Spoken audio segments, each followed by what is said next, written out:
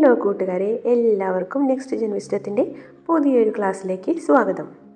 ഇന്ന് നമ്മൾ നോക്കാൻ പോകുന്നത് 6ാം ക്ലാസ്സിലെ സാമൂഹ്യശാസ്ത്രം 1ാമത്തെ ചാപ്റ്റർ ആദിമ മനുഷ്യരും സംസ്കാരങ്ങളും എന്ന പാഠഭാഗമാണ്. അതുപോലെ തന്നെ നിങ്ങൾ ആദ്യമായിട്ടാണ് ഈ ചാനൽ കാണുന്നതെങ്കിൽ ചാനൽ സബ്സ്ക്രൈബ് ചെയ്യാനും തൊട്ടടുത്തുള്ള ബെല്ലൈക്കൺ അമർത്താനും മറക്കരുത്.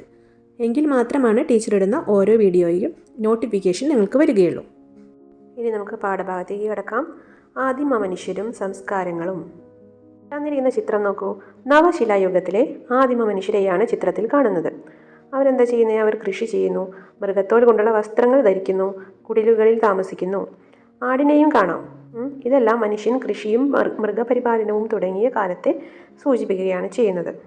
ഇനി നോക്കൂ, ഒരച്ഛൻ മകൾക്ക് അയച്ച കത്തുകൾ എന്ന ജവഹർലാൽ നെഹ്റുവിൻ്റെ പുസ്തകത്തിലെ ഒരു ചെറിയ ഭാഗമാണ് ഈ തന്നിട്ടുള്ളത്. നമുക്കൊന്ന് വായിച്ചു നോക്കാം. ആദിമ മനുഷ്യർ ഒരിക്കലും നാം ഇന്ന് കാണുന്നത് പോലെ ആയിരുന്നിരിക്കില്ല. പകുതി കുരങ്ങും പകുതി മനുഷ്യനുമായിരുന്ന അവർ ഏതാണ്ട് കുരങ്ങിനെ പോലെ തന്നെ ജീവിച്ചിരിക്കണം. ജർമ്മനിയിലെ ഹൈഡൽബർഗ് എന്ന പട്ടണത്തിൽ ഒരു പ്രൊഫസറെ കാണാൻ നമ്മൾ പോയത് നിനക്ക് ഓർമ്മയുണ്ടോ? ജന്തുക്കളുടെ അവശിഷ്ടങ്ങൾ സൂക്ഷിച്ചിട്ടുള്ള ഒരു കാഴ്ച ബംഗ്ലാവ് അദ്ദേഹം നമുക്ക് കാണിച്ചു തന്നു. അതിൽ വിശേഷിച്ച ഒരു തലയോട് അദ്ദേഹം ഒരു ഇരുമ്പ് പെട്ടിയിലെ ഭദ്രമായി സൂക്ഷിച്ചിരുന്നുവല്ലോ. അത് ഒരു ആദിമ മനുഷ്യൻ്റെ തലയോടാണത്രേ. ആ ആദിമ മനുഷ്യനെ ഇപ്പോൾ ഹൈഡൽബർഗ് മനുഷ്യൻ എന്നാണ് പറഞ്ഞു വരുന്നത്. ആ തലയോട് ഹൈഡൽബർഗ് എന്ന പട്ടണത്തിനു സമീപം ഒരു ദിക്കിൽ കുഴിച്ചപ്പോൾ കണ്ടുകിട്ടിയത് കൊണ്ടാണ് ആ പേര് വന്നത്. ഒരച്ഛൻ മകൾക്ക് അയച്ച കത്തുകൾ, ജവഹർലാൽ നെഹ്റു. ഇനി നമുക്കിതിലെ ഏതാനും ചോദ്യങ്ങൾ പരിചയപ്പെടാം. ഫസ്റ്റ് വൺ, ഇതിൽ ജവഹർലാൽ നെഹ്റു പരാമർശിക്കുന്ന ചരിത്രശേഷിപ്പ് എന്താണ് മക്കളെ? ഹൈഡൽബർഗ് മനുഷ്യൻ, അതായത് ഒരു ആദിമ മനുഷ്യൻ്റെ തലയോട്. അടുത്ത ചോദ്യം, ഇത് എവിടെ നിന്ന് ലഭിച്ചു എന്നാണ് അദ്ദേഹം സൂചിപ്പിക്കുന്നത്? എവിടെ നിന്നാ? ഹൈഡൽബർഗ് എന്ന പട്ടണത്തിന് സമീപം ഒരു ദിക്കിൽ കുഴിച്ചപ്പോൾ കണ്ടുകിട്ടിയത് എന്നാണ് അദ്ദേഹം പറഞ്ഞത്. ആദിമ മനുഷ്യൻ്റെ ഈ ചരിത്രശേഷിപ്പിന് ലക്ഷക്കണക്കിന് വർഷങ്ങൾ പഴക്കമുണ്ടെന്നാണ് കണക്കാക്കപ്പെട്ടിരിക്കുന്നത്. ചെറിയൊരു ഷോർട്ട് നോട്ട് നിങ്ങൾക്ക് തന്നിട്ടുണ്ട്, അത് വായിച്ചു നോക്കാം. അടുത്ത പേജിൽ നമുക്ക് നോക്കാം. ഇത്രയേറെ വർഷങ്ങൾക്ക് മുമ്പ് ജീവിച്ചിരുന്ന മനുഷ്യരെക്കുറിച്ചോ ആ കാലഘട്ടത്തെക്കുറിച്ചോ നിങ്ങൾക്ക് ചിന്തിക്കാൻ കഴിയുന്നുണ്ടോ? ഒന്ന് ചിന്തിച്ച് നോക്കിയേ. നമുക്കൊരു കാര്യം ചെയ്യാം. വലത് ഭാഗത്ത് നിങ്ങൾക്കൊരു കുടുംബവൃക്ഷം കാണാം ഇല്ലേ?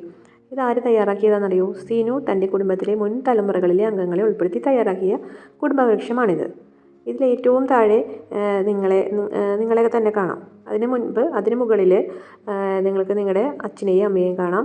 പിന്നെ അച്ഛൻ്റെ മുകളിലേക്ക് അച്ഛൻ്റെ അമ്മയെയും അച്ഛനെയും കാണാം, അതായത് നിങ്ങളുടെ അപ്പൂപ്പൻ അമ്മൂമ്മ രണ്ട് വശത്തും കാണാം. പിന്നെ ഇനി അതിന് മുകളിലേക്ക് അവരുടെ അച്ഛനമ്മേനൊക്കെയാണ് നിങ്ങൾക്ക് എഴുതി ചേർക്കാനുള്ളത്. അപ്പോൾ ഇതുപോലെ നിങ്ങളുടെ കുടുംബത്തിലെ എത്ര തലമുറകളെ കുറിച്ചുള്ള വിവരങ്ങൾ നിങ്ങൾക്കറിയാം. ഇതുപോലെ നിങ്ങൾ സ്വയം കണ്ടെത്താം. എന്നിട്ട് ഒരു കുടുംബവൃക്ഷമൊക്കെ വരച്ച് നോക്കാം. ഇനി നമുക്ക് നോക്കാം. BC CE ഇത് രണ്ട് കാലഘട്ടങ്ങളാണ് കേട്ടോ. അതെങ്ങനെയാണ് വരുന്നതെന്ന് നമുക്ക് നോക്കാം.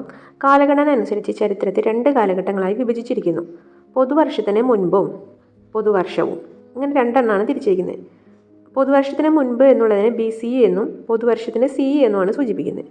യേശുക്രിസ്തുവിൻ്റെ ജനനത്തെ അടിസ്ഥാനമാക്കി മുൻകാലങ്ങളിൽ നമ്മൾ ഇതേ വിഭജനത്തിന് തന്നെ എങ്ങനെ പറഞ്ഞിരുന്നതെന്നറിയോ? BC എന്നും AD എന്നും. ക്രിസ്തു ജനിക്കുന്നതിന് മുമ്പുള്ള കാലം BC എന്നും ക്രിസ്തുവിൻ്റെ ജനനത്തിന് ശേഷമുള്ള കാലം AD എന്നും അറിയപ്പെട്ടിരുന്നു. എന്നാൽ ഇന്ന് യഥാക്രമം BC എന്നും CE എന്നുമാണ് അറിയപ്പെടുന്നത്.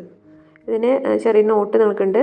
അതായത് BC എന്ന് പറഞ്ഞാൽ ബിഫോർ കോമൺ എറ, പൊതുവർഷത്തിന് മുൻപ്. പണ്ട് BC അതായത് ബിഫോർ ക്രൈസ്റ്റ് എന്ന് പറഞ്ഞിരുന്നു. ഇനി CE എന്നാൽ കോമൺ ഇറ, പൊതുവർഷം. പണ്ട് AD അന്നോ ഡൊമിനി എന്ന് പറഞ്ഞിരുന്നു. എന്തിൻ്റെ അടിസ്ഥാനത്തിലാണോ ഇങ്ങനെ തിരിച്ചിരിക്കുന്നത് അറിയോ? യേശുക്രിസ്തുവിൻ്റെ ഒരു ജനനത്തെ അടിസ്ഥാനമാക്കിയാണ് ഈ വിഭജനം. യേശുക്രിസ്തുവിന് മുൻപ് BC, ശേഷം CE. എന്നാൽ ഇന്നത്തെ രീതിയിൽ മതപരമല്ലാത്തതിനാൽ BC അല്ലെങ്കിൽ CE എന്നാണ് ഇപ്പോൾ കൂടുതലായി ഉപയോഗിക്കുന്നത്. അപ്പോൾ ഇതെങ്ങനെയാണ് കാലഘട്ടത്തിൽ വിഭജിച്ചിരിക്കുന്നതെന്ന് കൃത്യമായി അറിഞ്ഞ് മനസ്സിലാക്കാം. ഇനി അടുത്ത പേജിൽ നിങ്ങൾക്കൊരു സമയരേഖ കാണാം. അതായത് ഇടത്തോട്ട് BC ആണ്, ബിഫോർ കോമൺ ഇറ. അതായത് ഇടത്ത് നിന്ന് നോക്കുകയാണെങ്കിൽ 500, 400, 300 അങ്ങനെ തുടങ്ങി 1 അവസാനിക്കുന്നതായിട്ട് കാണാം. സംഖ്യ കുറയും തോറും നമ്മൾ ഇന്നത്തോട് അടുക്കുകയാണ്. എന്നാൽ വലത്തോട്ട് CE ആണ്, കോമൺ ഇറ. 1 അല്ലെങ്കിൽ 100, 200 മുതൽ 500 വരെയൊക്കെ നമുക്ക് കാണാം. സംഖ്യ കൂടുന്തോറും നമ്മൾ ഭാവിയിലേക്കാണ് പോകുന്നത്. ഇനി നമുക്കൊരു നോട്ട് തന്നിട്ടുണ്ട്. അതായത് ഒരു നൂറ്റാണ്ട് എന്ന് പറയുന്നത് 100 വർഷമാണ്. അതുപോലെ ഒരു ദശലക്ഷം വർഷം എന്ന് പറയുന്നത് 10 ലക്ഷം വർഷമാണ്. മനുഷ്യരുടെ ഉത്ഭവവും പരിണാമവും. ആദിമ മനുഷ്യരുടെ ചരിത്രത്തെക്കുറിച്ച് അറിയാൻ നമ്മെ സഹായിക്കുന്ന പ്രധാന സ്രോതസ്സുകളാണ് എന്താ മക്കളെ? മനുഷ്യ ഫോസിലുകൾ. ഇത്തരം ഫോസിലുകളുടെ കാലപ്പഴക്കം ശാസ്ത്രീയമായി നിർണ്ണയിച്ചാണ് മനുഷ്യൻ്റെ ഉത്ഭവത്തിൻ്റെയും പരിണാമത്തിൻ്റെയും ഒക്കെ ചരിത്രം രൂപപ്പെടുത്തിയിരിക്കുന്നത്. എന്താണ് ഈ ഫോസിലുകൾ? നമുക്ക് നോക്കാം. പുരാതന സസ്യങ്ങൾ, മൃഗങ്ങൾ, മനുഷ്യർ എന്നിവയുടെ ശേഷിപ്പുകൾ എന്ന് പറഞ്ഞാൽ അവ ഭൂമിയിൽ നിന്ന് അവസാനിക്കുമ്പോൾ അവ മരിച്ചു പോവുക അങ്ങനെയുള്ള കാര്യങ്ങളൊക്കെ ഉണ്ടാകുമ്പോൾ ബാക്കി വരുന്നതാണ് ഫോസിലുകൾ. പൊതുവെ പാറകളിൽ പതിഞ്ഞിരിക്കുന്ന ഇവ ദശലക്ഷക്കണക്കിന് വർഷങ്ങളായി സംരക്ഷിക്കപ്പെട്ടിരിക്കുകയാണ്. ഇനി ഇങ്ങനെയാണ് മനുഷ്യ പരിണാമം എന്നാണ് പറഞ്ഞിരിക്കുന്നത്.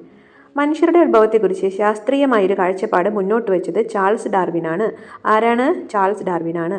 ദീർഘകാലം കൊണ്ട് സംഭവിച്ച ജൈവിക മാറ്റത്തിലൂടെയാണ് മനുഷ്യരുടെ ഉത്ഭവമെന്ന് അദ്ദേഹം അഭിപ്രായപ്പെട്ടു. ഈ പ്രക്രിയയ്ക്ക് അദ്ദേഹം പരിണാമം, വളരെ ഇമ്പോർട്ടൻ്റ് ആണ്, അതിന് പരിണാമം എന്ന പേരാണ് നൽകിയത്. അതായത് എന്താണ് പരിണാമം? ദീർഘകാലം കൊണ്ട് സംഭവിച്ച ജൈവിക മാറ്റത്തിലൂടെയാണ് മനുഷ്യരുടെ ഉത്ഭവം എന്ന് അദ്ദേഹം അഭിപ്രായപ്പെട്ടു. ഈ പ്രക്രിയയാണ് പരിണാമം എന്ന് പറയുന്നത്. 1859 പ്രസിദ്ധീകരിച്ച on the origin of species എന്ന ഗ്രന്ഥത്തിലാണ്, വളരെ ഇമ്പോർട്ടൻ്റ് ആണ് അതിൻ്റെ പേര്, എന്ന ഗ്രന്ഥത്തിലാണ് മനുഷ്യ പരിണാമത്തെക്കുറിച്ചുള്ള സിദ്ധാന്തം അദ്ദേഹം ആദ്യമായിട്ട് അവതരിപ്പിച്ചത്. ഇനി നമുക്ക് ആരാണ് ഈ ചാൾസ് ഡാർവിൻ എന്ന് നോക്കാം. 1809 ഫെബ്രുവരി 12 ഇംഗ്ലണ്ടിലാണ് ചാൾസ് ഡാർവിൻ ജനിച്ചത്. ഭൂമിയിൽ, ഇനി എന്താണ് അദ്ദേഹത്തിൻ്റെ സംഭാവന എന്നാണ് പറയാൻ പോകുന്നത്. ഭൂമിയിൽ ജീവൻ്റെ ഉത്ഭവത്തിലേക്കും ജീവജാലങ്ങളുടെ വൈവിധ്യത്തിലേക്കും നയിച്ച പ്രക്രിയകൾ മനസ്സിലാക്കാൻ സഹായിച്ച പ്രകൃതി ശാസ്ത്രജ്ഞനാണ് അദ്ദേഹം. ഇനി എന്താണ് അദ്ദേഹത്തിൻ്റെ സിദ്ധാന്തം എന്നാണ് പറയാൻ പോകുന്നത്. എല്ലാ ജീവജാലങ്ങളും പരിണമിച്ച് രൂപപ്പെട്ടതാണെന്നും ഓരോ ജീവിവർഗവും ഇന്നത്തെ രൂപത്തിലെത്താൻ അനേക ലക്ഷം വർഷങ്ങൾ എടുത്തുവെന്നും ചാൾസ് ഡാർവിൻ തൻ്റെ പരിണാമ സിദ്ധാന്തത്തിലൂടെ വിശദീകരിച്ചു. അപ്പോൾ അദ്ദേഹത്തിൻ്റെ സിദ്ധാന്തം വളരെയധികം പ്രധാനപ്പെട്ടതാണ്. അപ്പോൾ അത് നന്നായി പഠിക്കാം. ഇത് തന്നെയാണ് സൈഡിൽ നിങ്ങൾക്കൊരു ബോക്സിൽ കാണാം. അപ്പോൾ അതൊന്ന് ഷോർട്ട് നോട്ടായിട്ട് എഴുതി വയ്ക്കാൻ പറ്റുന്നവരൊക്കെ ചെയ്യാം. ഇനി നമുക്ക് മനുഷ്യരുടെ പൂർവികർ എങ്ങനെയായിരുന്നു എന്ന് നോക്കാം. ആദിമ മനുഷ്യരെ രൂപം കൊണ്ടത് ദശലക്ഷക്കണക്കിന് വർഷങ്ങൾക്ക് മുമ്പാണ്. സസ്തനികളിലെ ഒരു വിഭാഗമായ പ്രൈമേറ്റുകളിൽ നിന്നാണ് മനുഷ്യ പരിണാമം ആരംഭിക്കുന്നത്. ആ പേര് വളരെ ഇമ്പോർട്ടൻ്റ് ആണ്, പ്രൈമേറ്റുകൾ. പരിണാമത്തിൻ്റെ വിവിധ ഘട്ടങ്ങൾ ഉൾപ്പെടുത്തിയിട്ടുള്ള ഒരു ഫ്ലോ ചാർട്ട് നമുക്ക് തന്നിട്ടുണ്ട്. നമുക്കതൊന്ന് വായിച്ച് നോക്കാം. ഇനി നമുക്ക് ഫ്ലോ ചാർട്ട് ഒന്ന് നോക്കാം. ഇത് മനുഷ്യൻ്റെ പൂർവികരിൽ നിന്ന് ആധുനിക മനുഷ്യനേക്കുള്ള പരിണാമഘട്ടങ്ങളാണ് കാണിക്കുന്നത്. ഇനി ആദ്യത്തെ ഘട്ടം നമ്മൾ നേരത്തെ പറഞ്ഞു, മനുഷ്യൻ്റെ ആദ്യത്തെ ഘട്ടം ഏതായിരുന്നു? പ്രൈമേറ്റുകളായിരുന്നു അല്ലേ. സസ്തനികളിൽ ഒരു വിഭാഗമാണ് ഈ പ്രൈമേറ്റുകൾ. ഈ കുരങ്ങുകൾ, മനുഷ്യ കുരങ്ങുകൾ, മനുഷ്യരതൊക്കെ ഇതിൽ ഉൾപ്പെടുന്നതാണ്. ഇനി അതിൽ നിന്നാണ് ഹോമിനോയിഡുകൾ വന്നിട്ടുള്ളത്. അതായത് 4 കാലിൽ നടന്നിരുന്ന മനുഷ്യ കുരങ്ങുകളുടെ പൂർവികർ. ഇനി അതിൽ നിന്നും പരിണാമം സംഭവിച്ചതാണ് ഹോമിനിഡുകൾ. ഇരുകാലിൽ നടക്കാൻ തുടങ്ങി. ഇവിടെ നിന്നാണ് മനുഷ്യവർഗം പിരിഞ്ഞത്. ഇനി ഈ ഹോമിനിഡുകൾ രണ്ടായിട്ട് പിരിഞ്ഞിട്ടുണ്ട്. എന്താ? ആസ്ട്രലോപിത്തക്കസും ഹോമോയും. ആസ്ട്രലോപിത്തക്കസിൽ വരുന്നതാണ് ആദ്യകാല ഹോമിനിഡാണത്. ഇരുകാലിൽ നടന്നു, പക്ഷേ അവർക്ക് തലച്ചോറൊക്കെ വളരെ ചെറുതായിരുന്നു. എന്നാൽ ഹോമോയാകട്ടെ മനുഷ്യൻ എന്നാണ് അർത്ഥം. ഇവിടെ നിന്നാണ് യഥാർത്ഥ മനുഷ്യവർഗം തുടങ്ങുന്നത്. ഇനി ഹോമോയുടെ ഉപവിഭാഗങ്ങളുണ്ട് കുറച്ച്. അത് ഏതൊക്കെയാണെന്ന് നോക്കാം. ഒന്ന് ഹോമോ ഹാബിലിസ്, രണ്ടാമത് ഹോമോ ഇറക്റ്റസ്, മൂന്നാമത്തെ ഹോമോ സാപ്പിയൻസ്.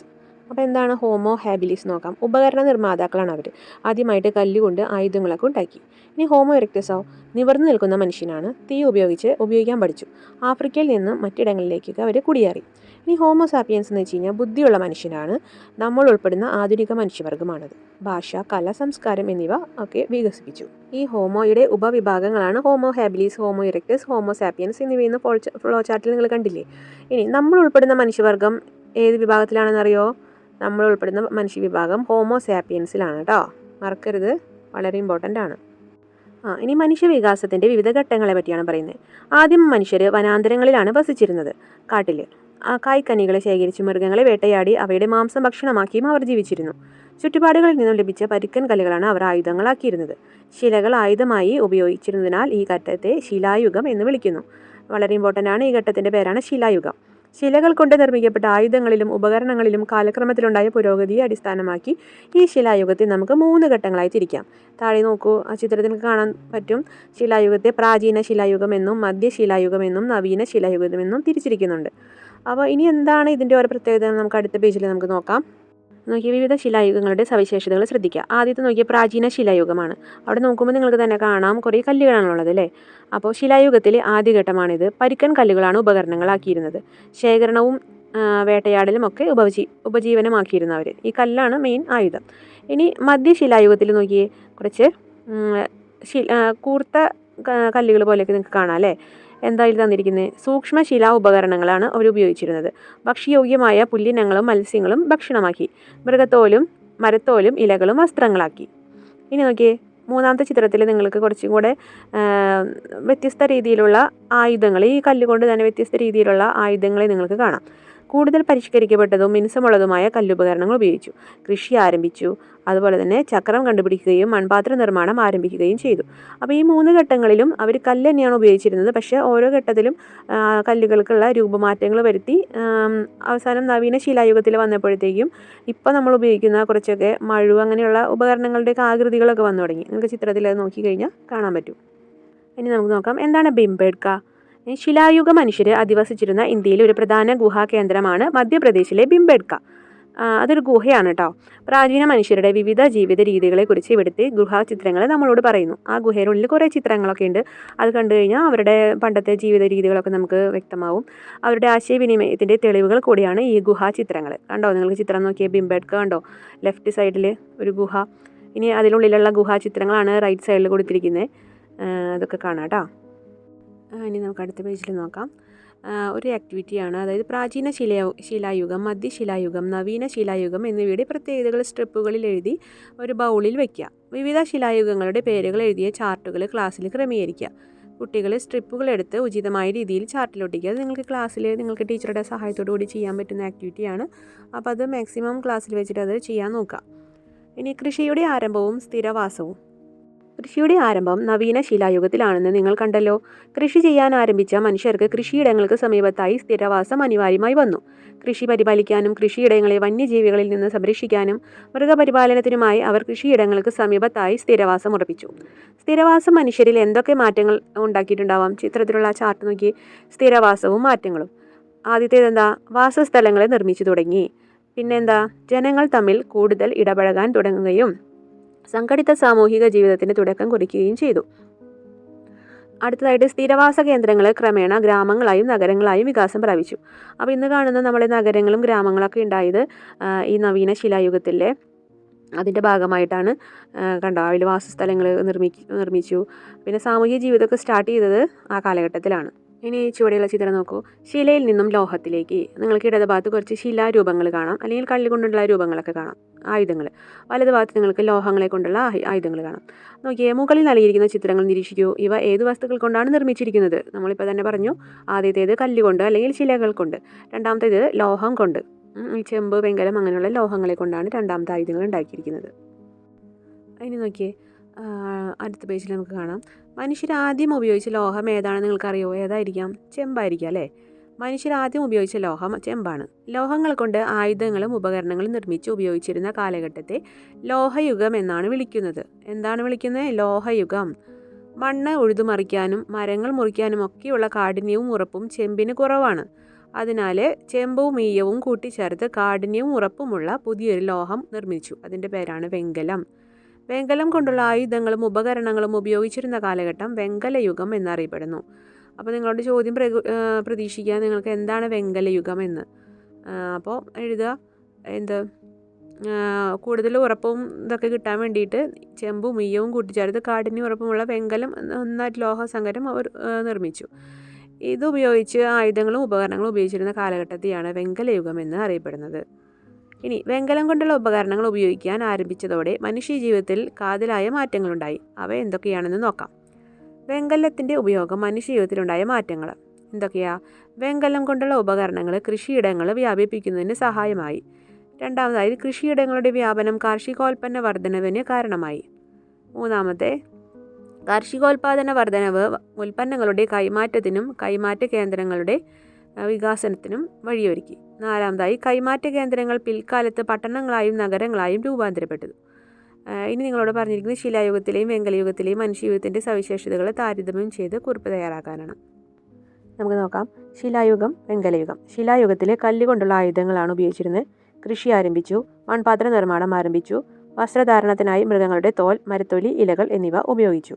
വെങ്കലയുഗം, വെങ്കലം കൊണ്ടുള്ള ആയുധങ്ങൾ ഉപയോഗിച്ചു. കൃഷി വ്യാപിപ്പിച്ചു. ഉൽപ്പന്നങ്ങളുടെ കൈമാറ്റത്തിനായി കേന്ദ്രങ്ങൾ സ്ഥാപിക്കപ്പെട്ടു.